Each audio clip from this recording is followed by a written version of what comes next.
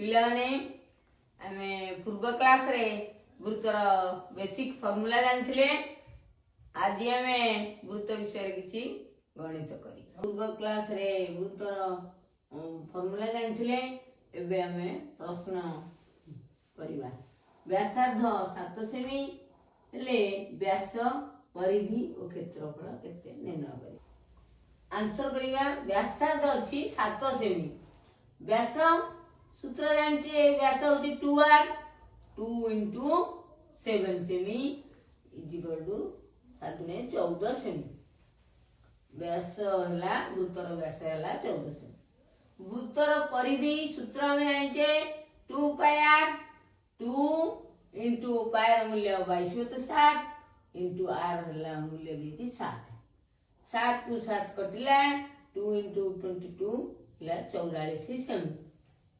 वृत्तर क्षेत्रफल सूत्र हला पाई r square pi into r वर्ग r हला 7 सेमी 7 र वर्ग पाई र मूल्य हमें 22/7 पाइछे 22/7 इंटू 7 इंटू 7 7 7 कटिला 22 इंटू 7 22 7 154।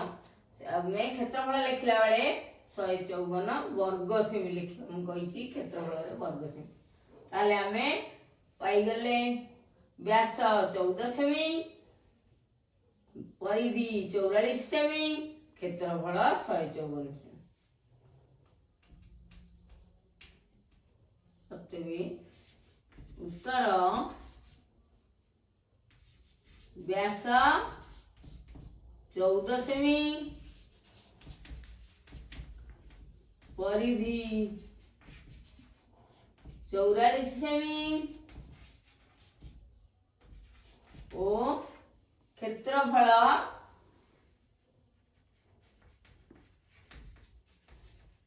154 वर्ग सेमी। पिलाने बुझी पाले। पिलाने तुमको आज आउ गोटे प्रश्न घर को होमवर्क दउची। व्यासार्ध 14 सेमी हेले व्यास परिधि और क्षेत्रफल केते। पिला माने ए गणित करिके मते कमेंट माध्यम रे जणाइबो। आज पई एतिकी रहउची।